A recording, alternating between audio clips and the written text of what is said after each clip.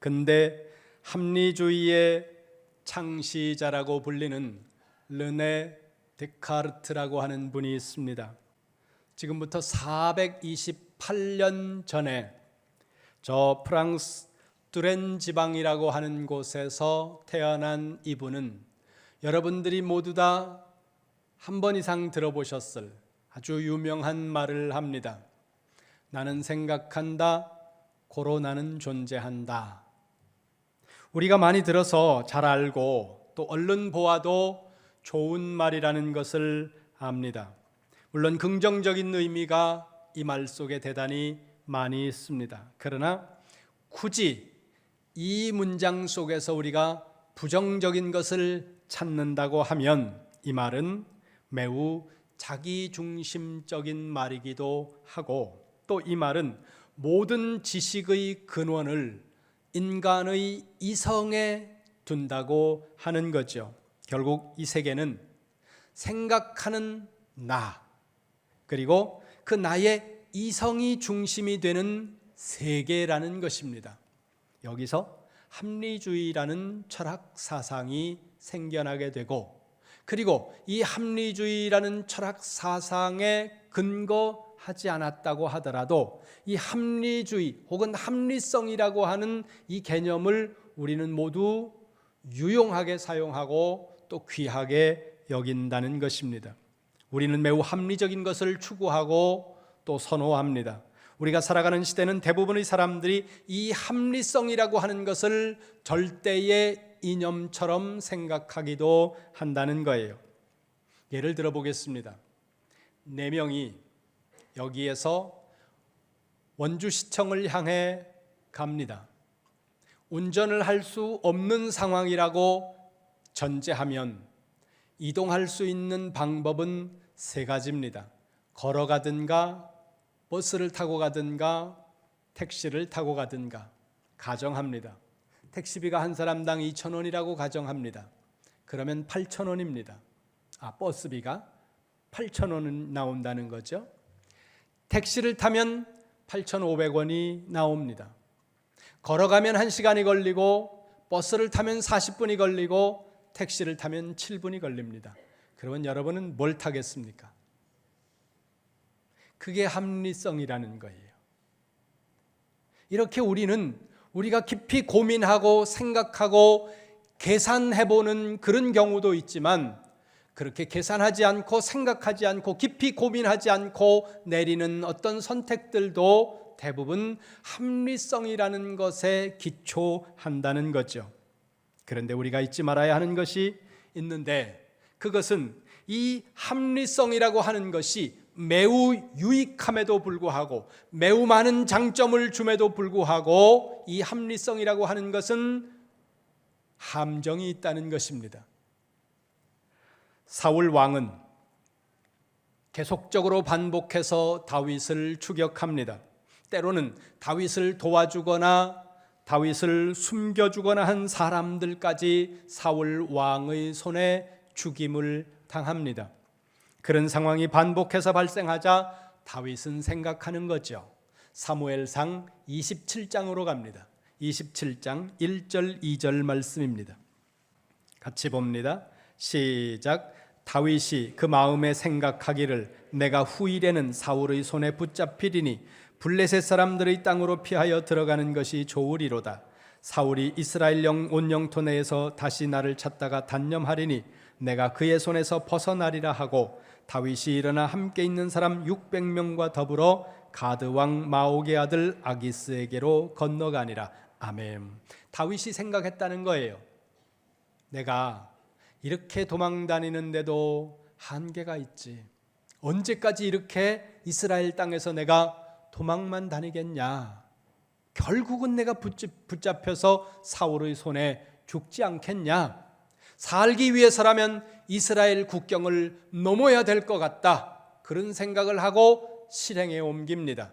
그래서 블레셋이 점령하고 있던 지역으로 자신을 따르고 있던 600명의 사람들을 데리고 블레셋 경내로 들어갔다는 겁니다. 그런데 살기 위해 도망간 그 블레셋 지경 안에서 또 다른 어려움을 만나는 겁니다. 그 어려움이 뭐냐 하면 블레셋이 갑자기 이스라엘과 전쟁을 벌여요. 전쟁을 벌이면서 블레셋 왕이 다윗을 불러 말합니다. 야, 너도 우리 지역 안으로 들어왔으니까 이제부터 우리 편이야. 우리가 이스라엘하고 싸울 거거든. 그러니까 너는 우리 블레셋 군대의 편에 서서 이스라엘하고 싸우는 거야. 이게 블레셋 왕의 요청이었다는 겁니다. 상황이 꼬였어요. 이럴 줄 몰랐습니다. 그런데 여러분, 인생이라는 건 살다 보면 생각하지 못한 상황 속에 꼬이기 마련이라는 거예요. 참전을 하자니 조국 이스라엘 백성들과 자기 친족들과 칼을 겨누어 싸움을 해야 하는, 목숨을 건 비극적인 싸움을 해야 하는 상황이고, 안 싸우자니 블레셋 왕이 의심할 것 같고, 이렇게도 저렇게도 할 수 없는 상황, 우리는 이런 상황을 전문 용어로 외통수에 걸렸다 이렇게 말합니다. 다윗이 외통수에 걸린 거예요. 이렇게 할 수도 없고 저렇게 할 수도 없고, 결국 고민 끝에 다윗은 블레셋 군대의 편에 서서 이스라엘과 전쟁하는 쪽을 선택하고 참전을 일단 합니다. 그런데 블레셋 장수 중에서 다윗을 신뢰하지 못하고 의심하는 사람들이 있었다는 거예요. 이들이 블레셋 왕에게 말합니다. 왕이여, 다윗은 이스라엘 사람입니다. 다윗은 만만이고 사울은 천천히요 하던 그 다윗 아닙니까? 전쟁이 한창 진행될 때 저 사람이 갑자기 돌변해서 우리를 뒤에서 친다면 그때 우리가 큰 어려움에 빠집니다. 들어보니까 그런 것 같거든요. 그러니까 블레셋 왕이 야, 넌 참전하지 말고 돌아가. 그러지 않아도 안 갔으면 했는데 얼마나 잘 됐습니까? 그러니까 겉으로 내색은 못했겠지만 속으로 너무너무 다행이라고 기뻐하면서 반색하지 않았겠습니까? 그런데 전선에서 다윗이 살던 시글락까지 돌아오는데 3일이 걸렸습니다. 다윗의 거주지로 돌아왔는데 기가 막힐 상황이 벌어진 거예요. 30장으로 갑니다. 사무엘상 30장 1절 2절 말씀입니다. 1절 2절 같이 봅니다. 시작. 다윗과 그의 사람들이 사흘 만에 시글락에 이른 때에 아말렉 사람들이 이미 네겝과 시글락을 침노하였는데 그들이 시글락을 쳐서 불사르고 거기에 있는 젊거나 늙은 여인들은 한 사람도 죽이지 않고 다 사로잡아 끌고 자기 길을 갔더라. 아멘. 그 밑에 3절 보세요. 시작. 다윗과 그의 사람들이 성읍에 이르러 본즉 성읍이 불탔고 자기들의 아내와 자녀들이 사로잡혔는지라. 아멘. 살겠다고 블레셋 경내로 들어왔습니다. 전쟁에 참여하라 그래서 어쩔 수 없이 블레셋 군대로 전쟁에 참여해서 이스라엘과 싸움이 벌어지기 직전에 다행히 집으로 돌아가라고 해서 천신만고 끝에 잘됐다 그리고 집으로 돌아왔는데, 돌아와 보니 다윗이 데리고 온 수많은 사람들이 함께 살고 있던 시글락을 아말렉이라고 하는 족속이 쳐들어와서 모든 삶의 터전을 불사르고 그리고 식솔들을 사로잡아 가버린 겁니다. 4절 보세요. 4절 시작. 다윗과 그와 함께한 백성이 울 기력이 없도록 소리를 높여 울었더라. 아멘. 백성들이 울 힘도 없이 탄식했다는 거예요. 목 놓아 울었다는 거예요. 하나님이 무심하기도 하시지 어떻게 우리한테 하나님이 이럴 수 있어? 여러분, 이런 일들이 우리의 인생에 일어납니다. 이런 일들이 일어날 때 꼭 이런 사람들도 같이 나온다는 거예요. 그 뒤에 6절 보세요. 6절 같이 봅니다. 시작. 백성들이 자녀들 때문에 마음이 슬퍼서 다윗을 돌로 치자 하니 다윗이 크게 다급하였으나 그의 하나님 여호와를 힘입고 용기를 얻었더라. 아멘. 절망에 쌓이고 분노에 휩싸인 민중들이 이 분노를 표출해야 되는데 누구를 향해서 분노를 표출하겠습니까? 지도자를 향해서 분노를 표출하는 거예요. 그래서 다윗, 저 인간 잡아 죽이고 오늘 나도 죽는다. 내가 안 온다 그랬잖아.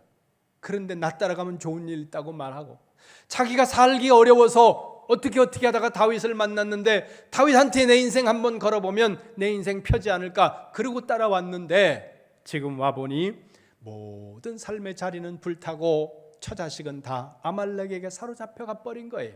그래서 끝내자.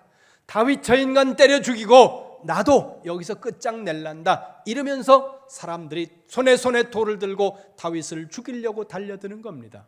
여러분, 공동체가 어려울 때, 어떤 상황이 어려울 때 이런 사람들 나온다는 거예요. 가정에도 있고 교회에도 있고 회사에도 있고 나라에도 있고, 어려울 때 우리가 함께 힘을 내펴서 우리가 앞으로 나가자, 우리가 같이 하면 소망이 있지 않겠냐, 같이 힘을 모아보자, 이렇게 하는 사람들도 있지만, 원망하면서 불평하면서 지도자를 향해서 온갖 모함적인 이야기들을 쏟아내는 악한 자들이 있다는 거예요. 오늘 이 사람들이 그러고 있다는 겁니다. 거기 보니까 다윗이 급했다는 거예요. 다급했다는 거죠. 블레셋까지 도망와서 여기 좀 살아볼라 했는데, 전쟁에 나오라 해서 어쩔 수 없이 전쟁에 끌려갔는데, 그래도 다행히 전쟁에 참여하지 않고 돌아와서 보니까 이제 잘 됐다, 괜찮다 그랬는데 모든 삶의 자리가 불타고 식솔들은 사로잡혀가 버렸습니다. 백성들은 자기를 돌로 치려고 하는 거예요. 다급한 순간입니다. 이 다급한 순간에 다윗이 뭘 합니까? 거기 보세요. 8절입니다. 8절 같이 보세요. 시작. 다윗이 여호와께 묻자와 이르되 내가 이 군대를 추격하면 따라잡겠나이까 하니 여호와께서 그에게 대답하시되 그를 쫓아가라. 내가 반드시 따라잡고 도로 찾으리라. 아멘. 이 급박한 순간, 이 위기의 순간에 다윗이 뭐 합니까? 하나님 앞으로 가는 거예요. 기도하는 거예요. 여러분, 이 사람이 영적인 사람입니다. 이 사람이 믿음의 사람이고 하나님이 쓰시는 사람, 하나님이 찾으시는 사람, 이런 사람이에요. 거봐라. 내가 안 된다 그랬잖아. 내가 왜 블레셋으로 넘어간다 그랬을 때 왜 반대한 사람들이 없었겠어요? 있었겠죠. 다윗이 방법은 없다. 우리 이제 블레셋으로 넘어가 보자. 이스라엘 안에서는 도저히 사울을 피하기가 더 어려우니까 우리가 블레셋으로 한번 가보자 그랬을 때 분명히 반대한 사람들이 아마 있었을 거예요. 성경에는 없어요. 네. 그런데 그런 사람이 지금 이 상황에서 뭐라 그랬겠어요? 거봐라, 내가 안 된다 그러지 않았냐. 거봐라. 내가 안 된다 그랬는데, 그때 하지 말았어야 되는데, 이러고 태클을 걸고 있는 거예요. 그때 다윗이 하나님 앞으로 나갑니다. 여러분도 위기의 순간에, 어려움을 만난 순간에, 여러분의 인생에, 여러분의 가정에, 여러분의 회사에 위기가 찾아올 때, 그 위기 앞에서 당황스럽고 급박한 상황일지라도 그 위기를 끌어안고 하나님 앞으로 나가시기를 주님의 이름으로 축원합니다. 8절에 보니까 하나님 앞에 기도해요. 다윗이 뭐라고 기도합니까? 하나님, 내가 지금 추격하면 아말렉을 따라잡을 수 있을까요? 그랬더니 하나님이 뭐라고 말씀합니까? 따라가. 반드시 따라잡을 거야. 그리고 빼앗긴 거 다 찾아가지고 올 테니까 따라가라. 그 응답을 듣고 600명을 이끌고 다윗이 아말렉을 추격하기 시작합니다. 그런데 또 문제가 발생해요. 거기 보세요. 9절 10절 보세요. 9절 10절 시작. 이에 다윗과 또 그와 함께한 600명이 가서 부솔 시내에 이르러 뒤떨어진 자를 거기 머물게 했으되 곧 피곤하여 부솔 시내를 건너지 못하는 200명을 머물게 했고 다윗은 400명을 거느리고 쫓아가니라. 아멘. 함께 600명이 출발했는데 부솔 시내가에 이르러니까 600명 중에 200명이 난 피곤해, 난 못 가, 때려 죽여도 난 더 이상 못 가, 이러면서 주저앉아 버릴 거예요. 여러분, 어느 곳에나 이런 사람들이 있다는 거예요. 제가 경영하던 회사가 망했습니다. 많은 사람들이, 직원들이 다시 하면 됩니다, 다시 합시다, 이렇게 얘기하는데 몇 사람이 하는 얘기가 안 됩니다. 그때하고 지금하고 상황이 달라졌습니다. 누가 모르냐고 그런 거를. 교회도 그래요. 나가서 열심히 전도지 돌리잖아요. 전도지 돌리는데 그 전도지 몇 장 돌리면 한 명 올까요? 20만 장을 돌릴 때 한 명이 온다는 거예요. 그러면 이렇게 얘기해요.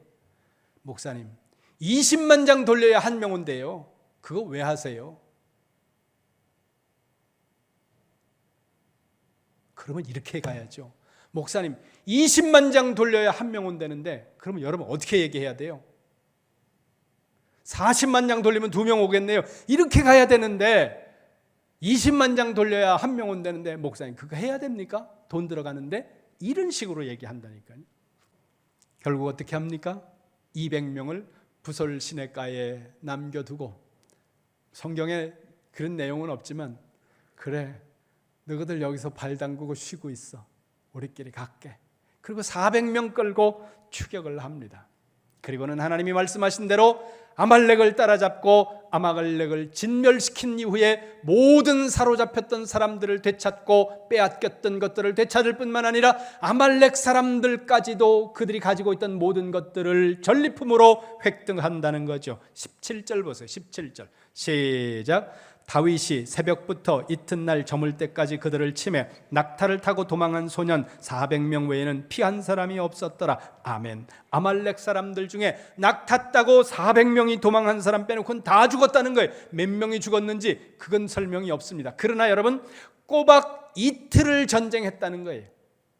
꼬박 이틀 동안 전쟁을 했으니까 상당한 군대의 수가 있었을 것이고 죽은 사람들이 상당했다는 겁니다. 그 다음 18절부터 20절을 보세요. 18절부터 20절 시작.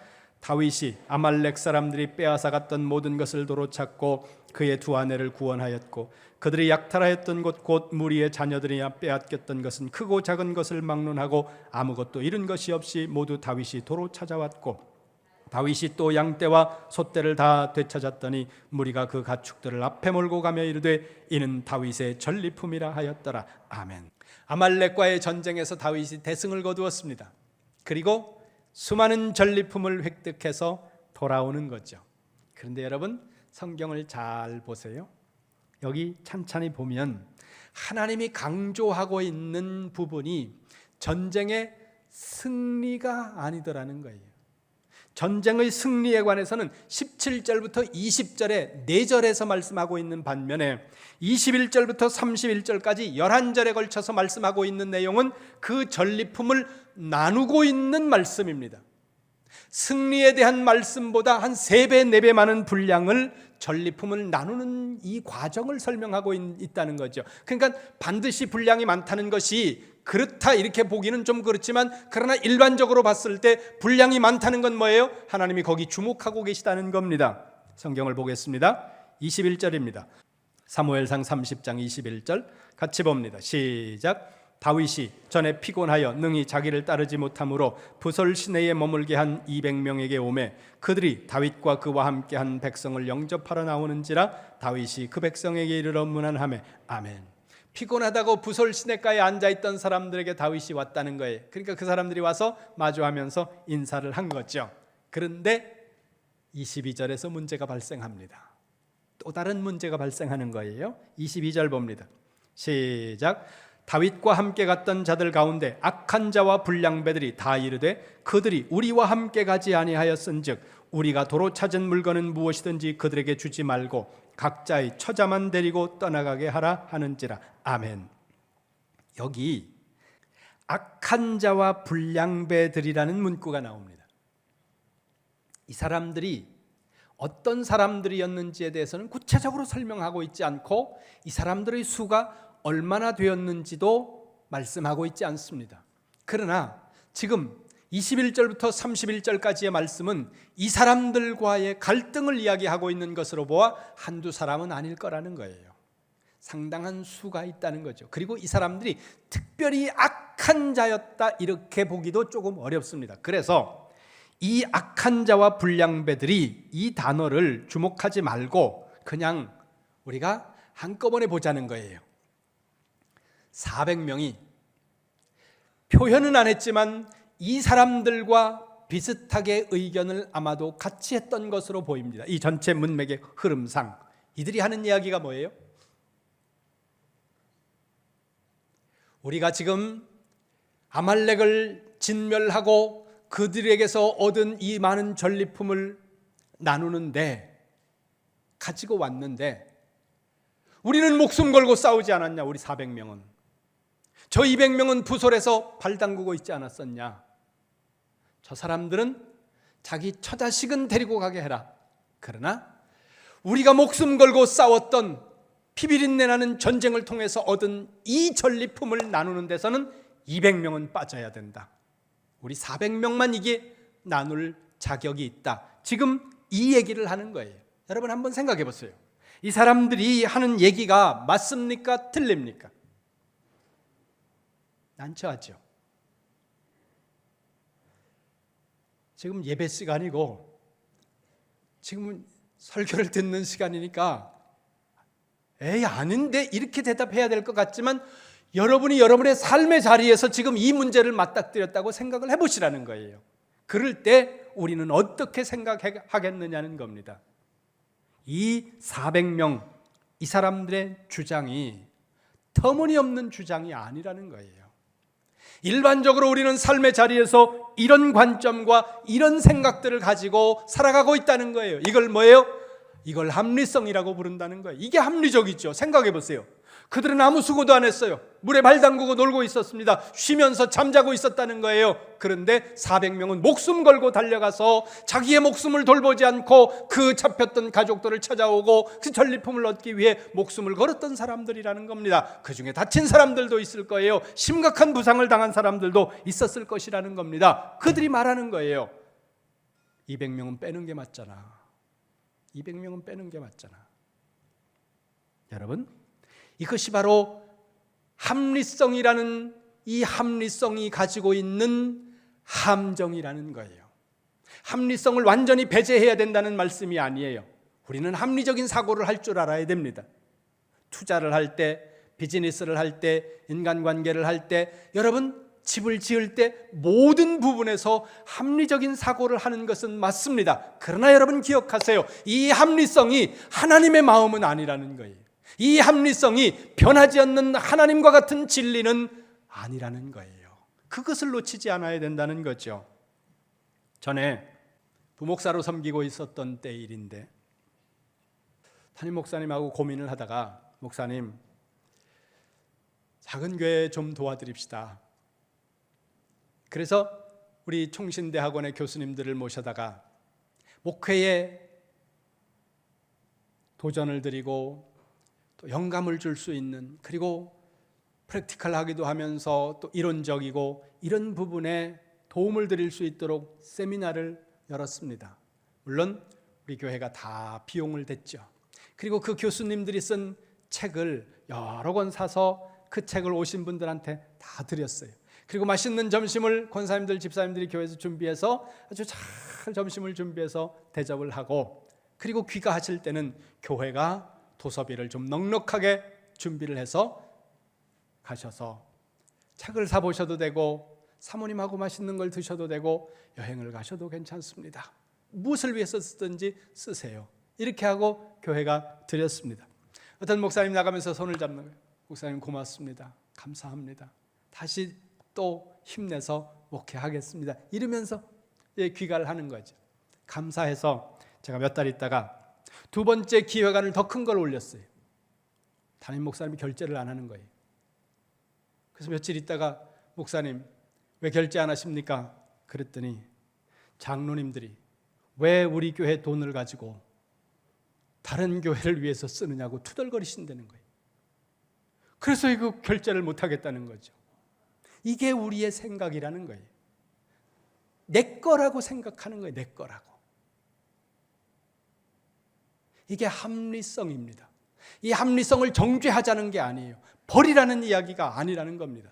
합리적이어야 돼요. 많은 경우에 여러분들은 합리적으로 사고하고 합리적으로 행동하고 합리적으로 투자해야 되고 합리적으로 말해야 되는 거 맞습니다. 그런데 잊지 말아야 할 것은 이 합리성이 하나님의 마음, 하나님의 기준은 아니라는 거예요.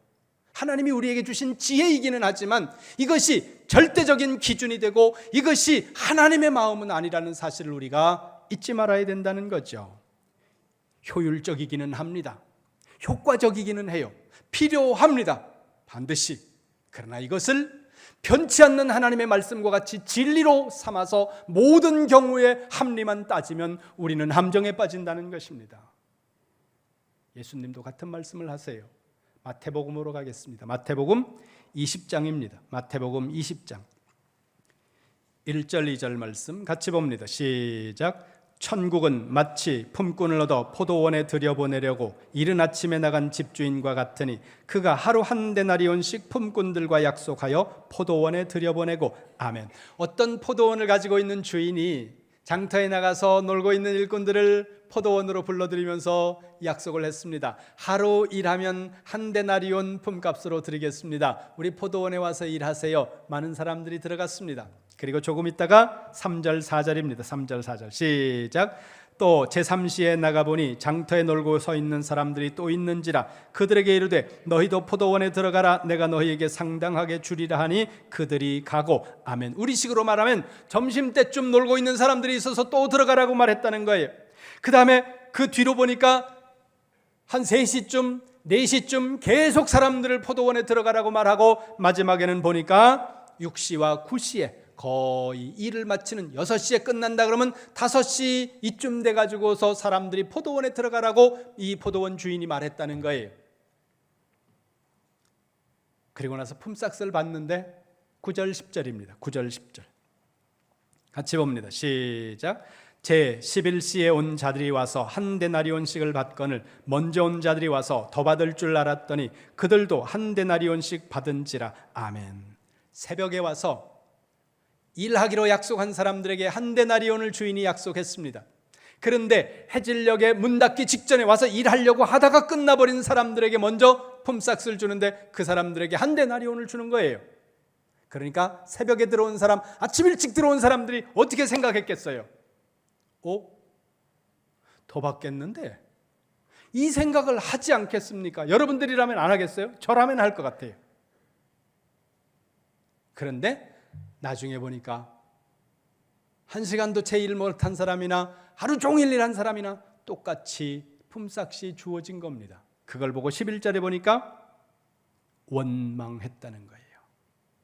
불평했다는 겁니다. 어떻게 이럴 수 있느냐?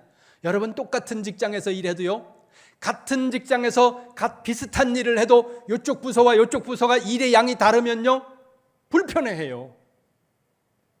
우리는 일하는데 쟤네는 왜 쉬냐 이러면서 불편해한다니까요.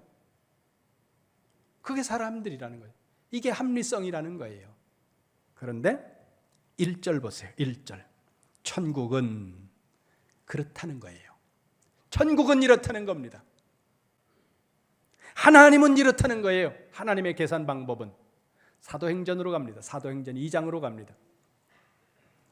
1절에 보니까 오순절날 사람들이 마가의 다락방에 많이 모였습니다. 그 모인 사람들에게 무슨 일이 일어납니까? 4절입니다. 2장 4절 시작. 그들이 다 성령의 충만함을 받고 성령이 말하게 하심을 따라 다른 언어들로 말하기를 시작하니라. 아멘. 성령 충만 받았다는 겁니다. 마가의 다락방에 있는 사람들에게 하나님께서 하늘문을 여시고 성령을 부으셨어요. 그렇게 성령 충만 받은 사람들이 살아가는 모습이 어땠다고요? 44절부터 46절입니다. 2장 44절부터 46절 시작.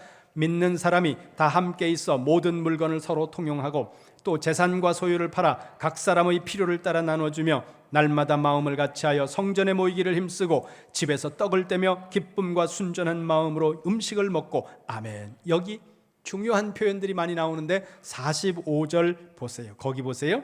자신의 소유를 팔아서 사람들에게 나눠주는데 그래 나눠주는 기준이 뭐라고요? 필요를 따라 나눠줬다는 거예요. 우리는 어떻게 나눠줍니까? 성과를 따라 나눠줘요. 그게 합리적이에요. 공을 따라 나누는 게 합리적이라는 거예요, 우리 생각에는. 그런데 지금 여기 성령 받은 사람들이 어떻게 나누고 있습니까? 필요를 따라 나누고 있다는 거예요. 그들이 얼마나 기여했느냐 이것을 따지지 않고 그에게 얼마나 필요하냐 이것을 이야기하고 있다는 거예요. 이것이 성령 공동체이고 이것이 하나님의 나라고 이것이 교회가 되어야 된다고 성경이 말씀하고 있다는 것입니다. 우리는 개념을 혼동할 때가 많아요. 합리성이라는 이 철학, 이 개념은 우리에게 정말 필요한 거예요. 합리적이어야 할 때가 너무 많습니다. 합리적이지 못하면 삶의 균형이 무너지고 삶이 무너질 때가 많다는 거예요. 그러니까 여러분, 합리적이어야 할 필요는 대단히 많이 있습니다. 그런데 이 개념을 혼돈해버리면 안 된다는 거죠. 제가 고속도로에서 운전을 하고 있었습니다. 라디오를 틀었어요. 어떤 프로그램인지는 모르겠는데 DJ들이 나와서 재미난 이야기들을 소개하는데 청취자분들이 보낸 이야기들을 DJ가 소개해요. 근데 거기 이런 사연이 나왔습니다. 아기 엄마가 아기를 재우면서 노래를 부르는데 그 옆에 있던 사람이 그걸 들은 거예요. 그래서 적어 보냈는데 이렇게 적어 보냈어요. 아기 엄마가 아기를 재우는데 자장 자장 자장 자장. 그러다 엄마가 헷갈린 거예요. 자장 자장 자장 자장 이제 가면 언제 오나. 자장가하고 장성곡하고 엄마가 헷갈린 거예요. 합리주의라고 하는 것은 매우 유익합니다. 많은 경우에 필요하고 반드시 있어야 되는 개념이 철학이 맞습니다. 그러나 이 합리성이 모든 것의 기준이고 모든 것의 진리이고 모든 것의 척도가 될 수는 없다는 거죠. 여러분, 우리는 합리성을 넘어서야 된다는 거예요. 어디까지요? 하나님의 마음에 닿아야 된다는 것입니다. 하나님이 품고 계신 그 하나님의 마음에 우리가 닿아야 된다는 거예요. 그래서 그 하나님의 마음을 알고 하나님의 마음으로 우리가 살아가는 사람들이 되어야 된다는 것입니다. 우리는 생각해요. 부설시내가에 200명은 뺍시다.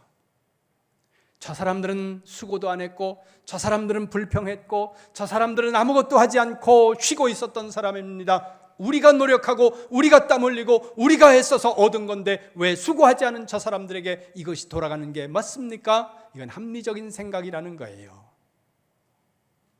내가 수고했고 내가 노력했고 내가 투자했고 내가 얻었기 때문에 이것은 이렇게 하는 것이 맞다. 이것이 합리성이라는 거죠. 그런데 이 합리주의의 핵심이 뭐예요? 나라는 겁니다. 나. 어떤 나? 생각하는 나. 그게 가장 핵심 축에 있는 거예요. 그런데 23절 뒤쪽에 보세요. 다윗이 말합니다. 너희가 그렇게 못하리라. 안 돼. 이렇게 말하면서 그 앞에 다윗이 뭐라고 말합니까? 그가 우리에게 주신 것. 이 400명은 어떻게 생각했습니까? 내가 싸웠고 내가 수고했고 내가 피 흘렸고 내가 얻었다 생각했는데 다윗은 생각하는 거예요. 하나님이 주신 거야. 이게 믿음이에요. 이게 그리스도인이라는 것입니다. 그래서 사무엘상 30장 24절로 가보세요. 24절 시작. 이 일에 누가 너희에게 전장에 나갔던 자의 분깃이나 소유물 곁에 머물렀던 자의 분깃이 동일할지니 같이 분배할 것이니라 하고 아멘. 싸운 자나 물가에 앉아있던 자나 동일하다. 이건 하나님의 마음인 거예요. 다윗은 그 하나님의 마음에 다 있었던 거죠. 다른 사람들은 어디까지 간 거예요? 합리적인 것, 합리주의까지는 갔는데 하나님의 마음까지는 못 닿은 거예요. 여러분, 합리적으로 생각하고 합리적으로 계획하고 합리적으로 말하고 합리적으로 일하고 행동하셔야 되지만 그 합리를 넘어 하나님의 마음에 닿으시기를 주님의 이름으로 축원합니다. 어린 시절에 학교를 가지 않는 공휴일이면 늦잠을 자고 싶은데 어머니가 깨워요. 일어나라고. 초등학교 2, 3학년짜리 애를 깨워서 엄마가 뭐라 그러냐면 놀지 말고 저기 옆에 밭에 풀 뽑아. 제가 초등학교 때 시골에서 뭐 먹는 게 변변합니까? 근데 멀리 걸어 다니죠. 그러니까 120명 정도 되는 우리 반에서 10등 안에 들었어요. 키 순서대로 이렇게 뽑으면 10등 안에 들어가지고 뭐 짝달막하죠. 뭐 새카맣고 뭐 그냥 못생기고 아침에 일어나가지고 더운데 풀 매라 그러면 그 김 맨다 그러거든요. 그러면 그게 너무 싫은 거예요. 그럼 엄마가 밭으로 나가면 동생들을 깨우죠. 일어나. 그리고는 동생들을 줄 밭에다가 앉혀놓고 풀 뽑아. 동생들이 뽑겠습니까? 못 뽑죠. 동생들이 못한다 그러고 그러면 결국은 나중에 혼나는 건 나니까 나중에 애들은 저 뒤에서 놀고 있고 제 혼자 풀을 뽑는 거예요. 뜨거운데. 형님은 이제 공부를 잘하니까 하숙 때문에 멀리 가 있고 그래서 안 오고 제가 이제 풀을 뽑는데 우리 모친이 어디 잔치집 같은 데 가면 그런 걸 거의 안 가지고 오시는데 어느 날은 그 바가지 같은 데 이렇게 먹을 거를 잔치집에서 담아 가지고 오시는 거예요. 담아 가지고 오시더니 저한테 이렇게 주면서 먹어. 그러면서 주시는데 너무 맛있는 거예요. 잔치집에서 이제 음식을 가져오셔 가지고 먹는데 대떨이에 앉아서 먹는데 동생들이 달라 그러는 거예요. 오빠 나도 하나만. 너 풀 안 뽑았잖아. 근데 이 기집애가 엄마한테 갖다 잃는 거예요. 엄마 나도 저거 먹고 싶은데 오빠가 혼자 먹고 안 줘. 그러니까 우리 어머니가 부지깽이를 들고 오면서 야 이 새끼야 너만 먹으라고 줬냐. 나는 풀을 뽑은 나만 먹을 자격이 있다고 생각하는 거예요. 그게 합리성이에요. 근데 엄마는 풀을 뽑은 새끼든, 이 자식이라는 뜻이에요. 욕이 아니에요. 예. 풀을 뽑은 자식이든 풀을 안 뽑은 자식이든 엄마는 그냥 내 자식이에요. 엄마는 그냥 내 자식 먹이고 싶은 마음이 그게 엄마의 마음이고 그게 하나님의 마음이에요. 이게 은혜예요. 수고를 얼마나 했든 1시간을 했든 하루 종일 했든 하나님은 동일하게 은혜를 주고 싶어 하시는 거예요. 그런데 우리는 날카롭게 합리성이라는 잣대를 가지고 들여대면 그건 합리적이지 않은 것처럼 보인다는 거죠. 지금 200명 저 사람들 빼자고 말합니다. 400명끼리만 나누는 것이 합리적이라고 사람들이 말하고 있다는 거예요. 이거는 합리적으로는 맞는 이야기예요. 그러나 하나님이 보실 때는 하나님의 마음에 맞지는 않다는 거예요. 교회가 어디입니까? 천국에 들어갈 사람들이 그 천국에서의 삶을 이 땅에서 연습하는 곳이 교회예요. 그렇다 그러면 교회 안에 합리성을 넘어서야 된다는 거죠. 성도들의 관계 속에서 이 합리성보다 더 높은 삶을 우리가 살아가기 위해 몸부림쳐야 한다는 것입니다. 26절 보세요. 26절. 사무엘상 30장 26절 같이 봅니다. 시작. 다윗이 시글락에 이르러 전리품을 그의 친구 유다 장로들에게 보내어 이르되 보라 여호와의 원수에게서 탈취한 것을 너희에게 선사하노라 하고 아멘. 부솔 시내가에 남아있던 200명 사람들에게 똑같이 나누어 주는 것은 물론이고 거기 보세요. 심지어는 유다에 있는 장로들에게까지 보낸다는 겁니다. 그리고 27절 뒤쪽을 보면 베델, 라갈, 헤브론 31절에 보면 다윗이 지나왔던 모든 곳에 있는 사람들에게 그 전리품을 나누어서 선물로 보내고 있습니다. 이게 뭐라고요? 이게 은혜예요. 여러분, 우리가 구원받을 만한 자격이 있는 사람들입니까? 없는 사람들이에요. 아무런 근거도 하나님의 은혜를 받을, 하나님의 구원을 받을, 이 선물을 받을 만한 어떤 자격도 우리에게 없는 사람들인데 하나님께서 우리에게 이 큰 구원의 놀라운 복을 주셨다는 것입니다. 이게 은혜예요. 합리성이라는 자리가 아니라 우리가 서 있는 이 자리는 은혜의 자리라는 거예요. 그런 거로 여러분, 합리를 무시하라는 게 아니에요. 합리적인 것을 버리라는 이야기도 아니라는 겁니다. 우리는 은혜로 산 사람들이고 은혜로 살아야 할 사람들이고 은혜로 살아갈 사람들이라는 것입니다. 그런 거로 여러분, 이기는 삶을 넘어 승리하는 삶을 넘어서 합리적인 삶을 넘어서 은혜의 삶을 살아가시기를 주님의 이름으로 축원합니다.